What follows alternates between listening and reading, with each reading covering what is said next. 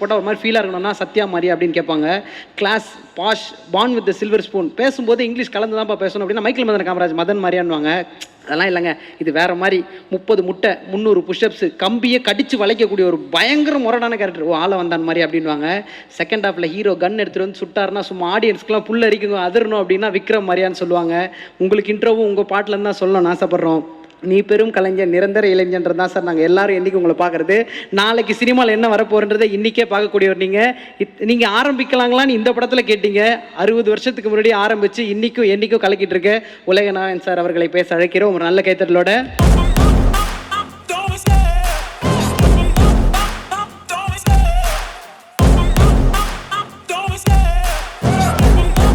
இருப்பவர்களை நண்பர்கள் என்று சொல்வதா, தம்பிகள் என்று சொல்வதா, இந்த படத்தின் தூண்கள் என்று சொல்வதா என்று எனக்கு தெரியவில்லை.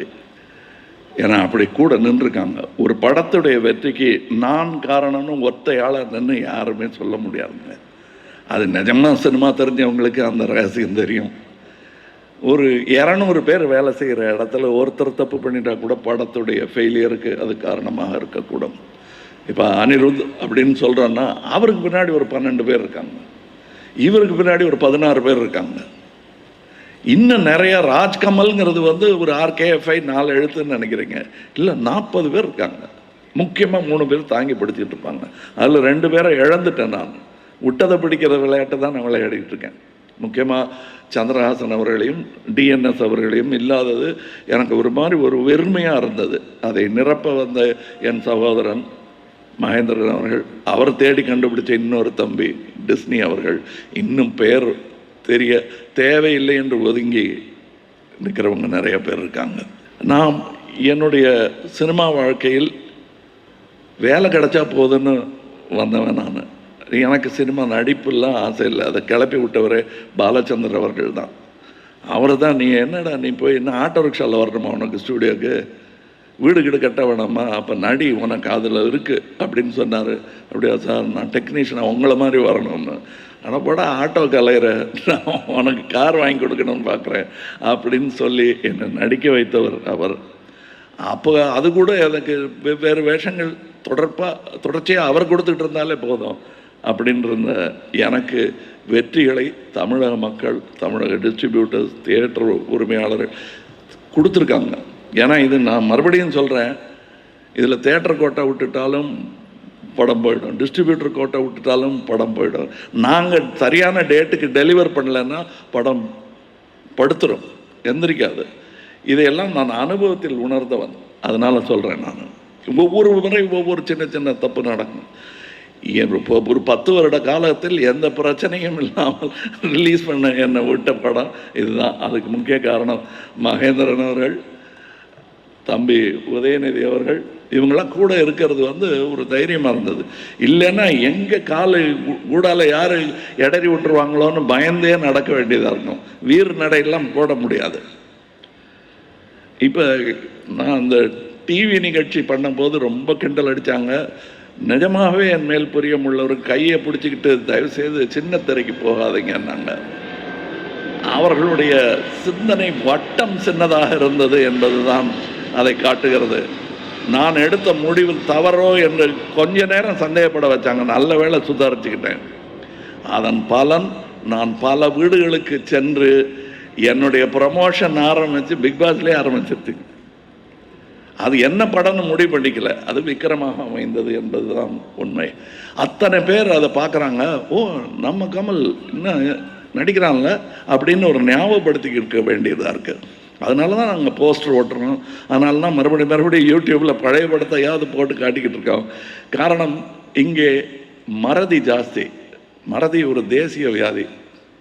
அது நான் என் படத்தில் வச்ச டயலாக் தான் சொல்கிறேன். நான் அதையெல்லாம் இப்படி படிப்படியாக இந்த வெற்றி ஈஸியாக வந்ததில்லை. அதனால் நான் இதை வந்து ஈஸியாக எடுத்துக்க போகிறது இல்லைங்க.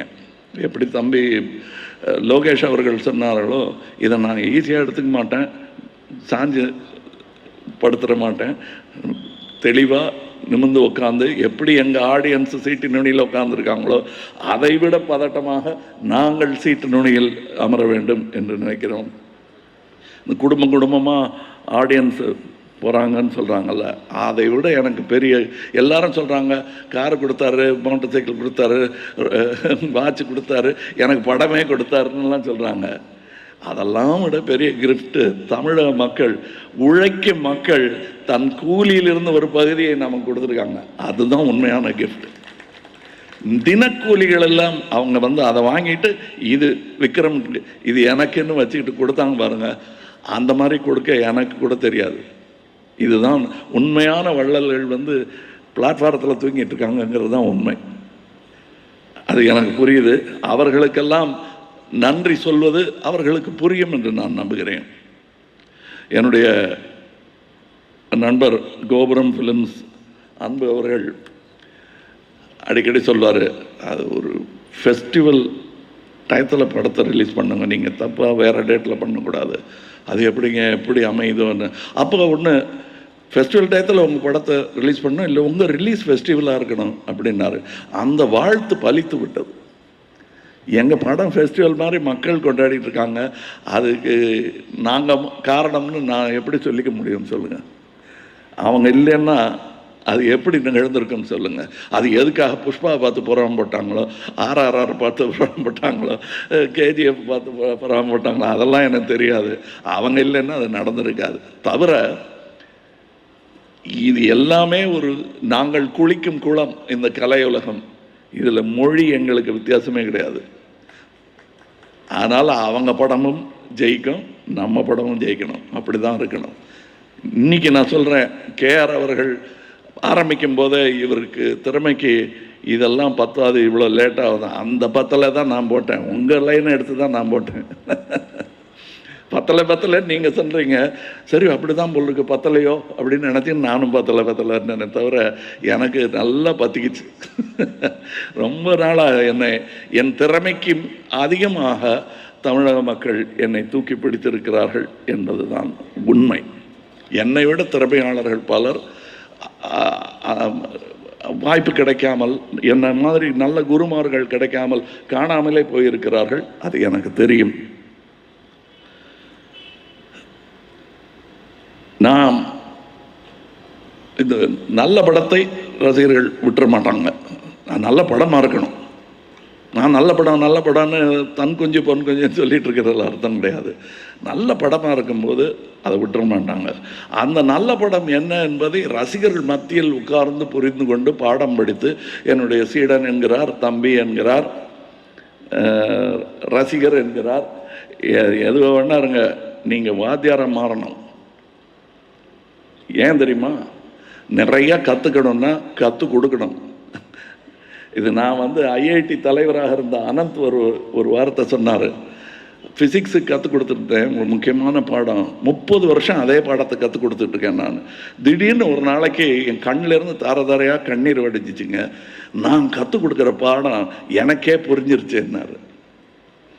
கற்றுக் கொடுக்கும்போது தான் நீங்கள் கற்றுக்க முடியும். அதனால் கற்றுக் கொடுக்குறது ஏதோ பெரிய பொசிஷன்னு நினைக்காதீங்க.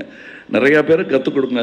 உங்களுக்கு தெரிஞ்ச ஒரு வித்தைன்னு எதையுமே பிடிச்சி வச்சுக்காதீங்க, கொடுத்துருங்க. அது வளரத்தான் செய்யுமே தவிர அது வீணாக போகாது. யாரும் எடுத்துகிட்டு போய் அதை வச்சு பிழைக்கலாம் முடியாது. இளையராஜா கொடுத்துட்டா உடனே எல்லாரும் மியூசிக் டைரக்டர் ஆகிடுவாங்க. அனிருத் கொடுத்துட்டா எல்லாரும் மியூசிக் டைரக்டர் ஆகிடுவாங்களா? இந்த அனிருத் தம்பியை என்ன சொல்கிறதுன்னு தெரியல. தனியாக இவர் யாருன்னு தெரியாமல் கேட்டால், ஏன்பா காலேஜுக்கு போகலையான்னு கேட்பாங்க, இங்கே என்ன பண்ணிட்டு இருக்கேன்னு கேட்பாங்க.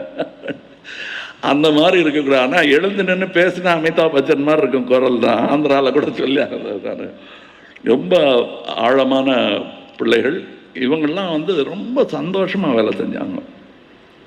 இதில் எனக்கு தெரிஞ்சு யாருமே எவ்வளோ வரும், இதுக்கப்புறம் எவ்வளோ சம்பாதிக்கலாம், அதை பற்றி நினைக்கவே இல்லை. சம்பாதிக்கணும், அது நம்ம தகுதிக்கு ஏற்ற மாதிரி ஃபஸ்ட்டு நல்ல படத்தை கொடுக்கணும், அப்புறம் பாருங்கள், சாப்பிட்டு பாருங்கள், நல்லா இருந்தால் கொடுங்கங்கிற மாதிரி ஒரு வீதி வியாபாரி மாதிரி உற்சாகத்துடன் அவர்கள் படத்தை செய்தார்கள்.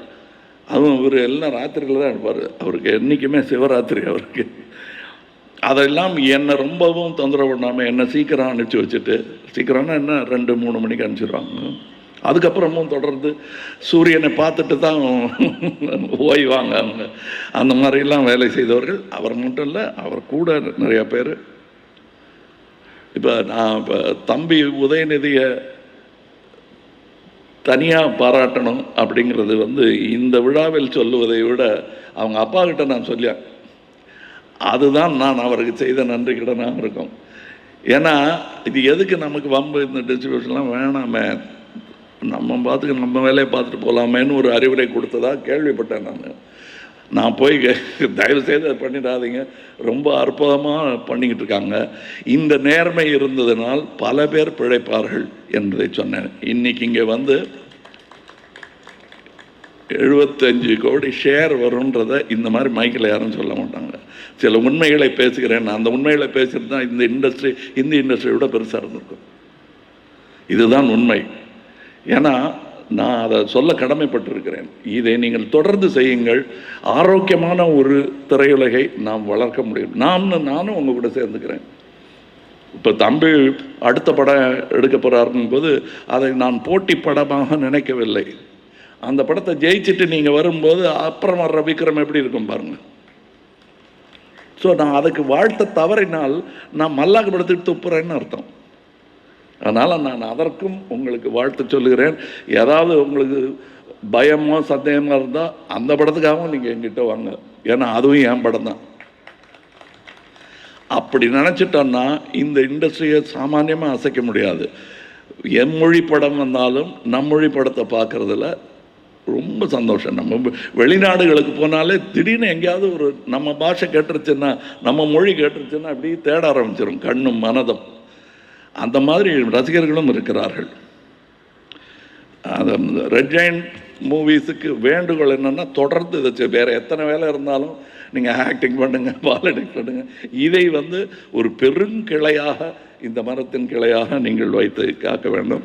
இதில் எப்பவும் போல் சண்முகமூர்த்தி அவர்கள் அவரை விட்டுட்டு பின்னாடி உட்காந்துட்டார். அவர் சொன்னதே பெரிய, அதை விட பெரிய பாராட்டு இருக்க முடியாது. அடாடா எம்ஜி எடுத்துருக்கலாமேன்னு அவர் சொன்னதை விட பெரிய பாராட்டு இந்த மேடையிலேயே யாரும் கொடுக்கலன்னு நினைக்கிறேன். நான் அதை ஓப்பராக சொல்வதும், அதை உதயநிதி அவர்கள் இங்கே சொன்னதும் ஆரோக்கியமான ஒரு மேடைக்கான அழகு. இன்னொன்று, இது வழக்கமாக சொல்லுவாங்க பத்திரிகை நண்பர்களுக்கு, இங்கே காவல் காத்த போலீஸ்காரர்களுக்குன்னு அப்படின்னு சொல்லி முடிப்பாங்க. ஆனால் நிஜமாகவே ஆரோக்கியமான விமர்சனங்களையும் எங்களை தட்டி கொடுக்கும்படியான வாழ்த்துக்களையும் சொன்ன பத்திரிகையாளர்கள், ஊடகங்கள் எல்லாருக்கும் நன்றி சொல்லாமல் இருக்கவே முடியாது. அப்புறம் 4 பேர் சொல்லத்தான் செய்வாங்க, எனக்கு பிடிக்கலன்னு சொல்லுவாங்க. அது அவங்க குணாதிசயம், அதை பற்றி நான் சொல்லலை. அந்த மாதிரி ஒரு விமர்சனம் அது எங்களை செதுக்கும் விமர்சனமாக இருக்கும் பட்சத்தில் அதை ஏற்றுக்கொள்ள ரொம்ப தயாராக இருக்கிறோம். நாங்கள் சும்மா கிண்டல் அடிக்கிறதுக்காக சொல்லியிருந்தா பதிலுக்கு கிண்டல் அடிப்பது கூட நேர விரயம் என்று எனக்கு தோன்றும். நம்ம வேலையை நம்ம செஞ்சுட்டு இருக்கோம். இப்போ மற்றவர்கள்லாம் வாழ்த்தினார்கள், இவங்களெல்லாம் விட்டுட்டு யாரோ ஒருத்தர் தப்பு சொன்னார்னா அவர் மேலே போய் பாயறது மாதிரி அசட்டுத்தனம் இருக்கவே முடியாது. ஆக இங்கே பத்திரிகைக்காரர்கள் செய்த ஒரு பெரும் பணி, டிஸ்ட்ரிபியூட்டர் வர்றதுக்கு முன்னாடி, தியேட்டருக்காரங்களுக்கு இன்ட்ரெஸ்ட் வர்றதுக்கு முன்னாடி, நாங்கள் பப்ளிசிட்டியையும் ஆரம்பிக்கிறதுக்கு முன்னாடி நீங்கள் ஆரம்பித்து வச்சிங்க. அதற்கு நன்றி சொல்ல வேண்டும். இதை தொடர்ந்து செய்யுங்கள். என் படத்துக்கு மட்டும் இல்லை, எல்லா படத்துக்கும் நியாயமாக கஷ்டப்படுறாங்கன்னு உங்களுக்கு தெரியும். நல்லது எது கெட்டது எதுன்னு இங்கே இருக்கும் திறமையான பத்திரிகையாளர்களுக்கு தெரியும். அந்த நல்லவர்களை, வல்லவர்களை வாழ்த்துங்கள், வாழ்வார்கள். விநியோகஸ்தர்கள், தியேட்டர் உரிமையாளர்கள், தியேட்டர் ஊழியர்கள், விக்ரம் படத்தின் பெரிய பலம் அவர்கள். இந்த படத்தில் நீங்கள் பார்த்தீங்கன்னா, நான் வீடியோ பார்த்துக்கிட்டே இருக்கேன். ஏன்னா அங்கே போய் அந்த சூழலை கெடுத்துடக்கூடாது. எங்களுடைய வரவே, நான் தேட்டரில் படம் பார்க்க மாட்டேன், என்னங்க அதை திமிரான்னுவாங்க. அங்கே போனோன்னா படத்தை விட்டுட்டு நம்ம வந்திருக்கோமான்னு திரும்பி பார்ப்பாங்க நம்மளை. அது ஒரு காட்சியை கெடுத்தாலும் அந்த காட்சி கெட்டு போச்சு அது. அதனால் நான் தேட்டருக்கு போக மாட்டேன். ஆனால் தேட்டரில் என்ன நடக்குதுன்னு பார்க்குறதுக்கு நிறைய வேவு பார்க்க ஆட்களை அனுப்பிச்சு அந்த மாதிரி வந்தபோது நான் கண்டு உணர்ந்தது, இந்த கார் பாஸ் கொடுக்குறவங்க, கார் டிக்கெட் விற்கிறவங்க முதற்கொண்டு சந்தோஷமாக இருக்காங்க, வேலை செஞ்சுருக்காங்க இந்த படத்துக்கு. சைக்கிள் ஸ்டாண்டு பார்த்துக்கிட்டவங்க, அந்த இது எல்லாருக்குமே ஒரு கண்ணில் ஒரு சந்தோஷம் தெரியுது. அதற்கு தகுதியான படமாக எப்படி மாறிச்சுன்னு எங்களுக்கு தெரியாது. தெரிஞ்சதுன்னா அதை மட்டுமே செஞ்சுக்கிட்டு இருப்போம். எங்களுக்கு தெரியாது, நிகழ்ந்து விட்டது. அதற்காக நன்றியை சொல்லி கொண்டிருக்கிறோம். தரமான சினிமா எடுக்க வேண்டியது நம் கடமை. தரம் என்ன என்பதை சொல்வதற்கு மனசாட்சியை தவிர வேறு இது கல்லாப்பட்டியை பார்த்துக்கிட்டே நம்ம தரமான படம் எடுக்கவே முடியாது. தரமான படம் என்பது ரசிகர்களோட ரசிகர்களாக இருக்கணும். அதனால தான் ஸ்பீல்பர்க் மாதிரி பெரிய டைரக்டர்கள்லாம் என்ன செட்டில் உட்காந்து வேறு ஏதோ பாப்கார்ன் சாப்பிட்டுக்கிட்டு இருக்காரு, வேறு புத்தகம் படிச்சுக்கிட்டு இருக்காரு அப்படின்னா அவர் தன்னை ஒரு ரசிகனாக வைத்துக்கொள்ள விரும்புகிறார். படம் டைரக்ட் பண்ணும்போது பிடிக்கலைன்னா எப்படி எந்திரிச்சு போயிடுவாங்களோ அந்த மாதிரி அவர் பல பேட்டிகளில் நான் சந்தித்த போதும் அவர் சொன்னார், வாட் ஆர் யூ எய்மிங் ஃபார்னு கேட்ட பொழுது அவர் சொன்னது, பழையபடி ரசிகனாக மாறணும், அதுக்கு தான் நான் முயற்சி பண்ணிருக்கேன். இந்த ஃப்ரேம் எட்ஜை பார்த்துக்கிட்டே இருக்கேன், நான் நடுவில் பார்க்குறத மறந்துட்டேன் நான் அப்படின்னாரு. அதை நடுவில் பார்த்துக்கிட்டே இருக்கேன் நீங்கள், அதுதான் இதோட மேஜிக்குன்னு நான் நினைக்கிறேன். எனக்கு தெரியாது மற்ற மேஜிக் என்ன இருக்குன்னு தெரியாது. இன்னும் இந்த இன்டர்வல் சீனில் இவர் நம்ம ஃபஹத் ஃபாசில் ஒரு டைலாக் சொல்லுவார், தைரியம் இருந்தால் முகமூடைய கேட்டுட்டு இங்கே வாயா, இவ்வளோ செஞ்சுட்டு நீ போயிடுவியா அப்படின்னு. மகேந்திரன் இங்கே வாங்க, அதான் அவர் கேட்டார், உதயநிதி தம்பி கேட்டார், என்ன மகேந்திரன் அவர் எங்கள் அண்ணன் மாதிரிங்க, நாம் அவரை பாருங்க வச்சுருக்கேன் அவருக்கு என்ன. இதான் எல்லாரும் சொல்கிற மகேந்திரன் இவர் தான். டேசி டிஸ்னி வாங்க, இப்போ மட்டும் உட்காருங்க, அப்புறம் உட்காராதீங்க, ஓடிக்கிட்டே இருங்க. டிஸ்னி ஓடிட்டாரா? வாங்க வாங்க இங்கே வாங்க வாங்க, முகத்தை காட்டுங்க, இல்லைன்னாலும் மாமுடியை கிழிச்சிருவாங்க இன்னைக்காவது. வாங்க வாங்க, இதான் நாங்கள் எல்லாரும் குறிப்பிட்ட டிஸ்னி. இன்னும் இந்த மாதிரி பெயர் தெரியாமல் எங்கள் கூட இல்லைனாலும் அவர்கள் பெயர் எழுப்புற மாதிரி, இப்போ டிஎன்எஸை பற்றி சொன்னார், சந்திரஹாசனை பற்றி சொன்னாங்க, அவங்கள்லாம் தேற்றி எடுத்த கம்பெனி தான் இந்த ராஜ்கமல். அப்படி அவங்க கொடுத்த அந்த லங் பவரில் தான் நான் லோகேஷுக்கு இந்த மாதிரி சுதந்திரங்கள்லாம் கொடுக்க முடியுது. அனுபவமும் இது எதனால் படம் கெட்டு போகுதுங்கிற எல்லா அனுபவமும் எனக்கு உண்டு. இப்படி பண்ணால் இது விட்டுருவோம், அது ஒரு பலூனில் தண்ணி அடைச்ச மாதிரி, இது நம்ம கைக்கு ஏற்ற மாதிரி புதுங்கும். அதையெல்லாம் அனுபவித்து இப்போ நான் சொன்னதில் முக்கியமாக நீங்கள் அடிக்கோடிட்டு புரிந்து கொள்ள வேண்டியது, கடந்த 10 வருடங்களில் இவ்வளோ ஸ்மூத்தாக ஒரு படத்தை நாங்கள் ரிலீஸ் பண்ண விட்டதில்லை. நாங்கள் எங்கள் தப்பு கிடையாது. அதுக்கு முக்கிய காரணம் மகேந்திரன் அவர்கள். அவருக்கு இந்த மேடை அவருக்கு பிடிக்காது, இருந்தாலும் இவர் அடையாளம் காட்ட வேண்டியது என் கடமை. அதனால் நான் அடையாளம் காட்டுறேன். இது நிறைய பேர், இப்போ கேஆர் அவர்கள் சொன்னது மாதிரி நிறைய பேர் இந்த படத்துக்கு சம்பந்தமே இல்லாதவர்கள் அதை வாழ்த்தி கொண்டிருந்தார்கள். அந்த வாழ்த்தும் இந்த வெற்றிக்கு ஒரு காரணம். இப்போ உங்கள் எல்லாரையும் நான் அன்பாக கேட்டுக்கொள்வது, இதெல்லாம் பேசிக்கிட்டே இருக்கலாம், எங்களை சொல்லி மாளாத நன்றியும் சரி பெருமிதமும் எங்களுக்கு கட்டுக்கடங்காமல் இருக்கிறது. முகம் சிவக்கும் அளவுக்கு பேசி கொண்டிருப்போம். ஆனால் இங்கே நாம் எல்லோரும் ஒன்றாக இருந்து விருந்து சாப்பிட வேண்டும். அதை நீங்கள்லாம் இருந்து எங்களை கௌரவப்படுத்த வேண்டும். கொஞ்சமாக டயட்டில் இருக்கிறவங்க கொஞ்சமாக சாப்பிடுங்க, பசித்தவங்க நிறையா சாப்பிடுங்க. நாங்கள் பசித்தவர்கள் ஆவலாக காத்து கொண்டிருக்கிறோம். ஆரம்பிக்கலாமா?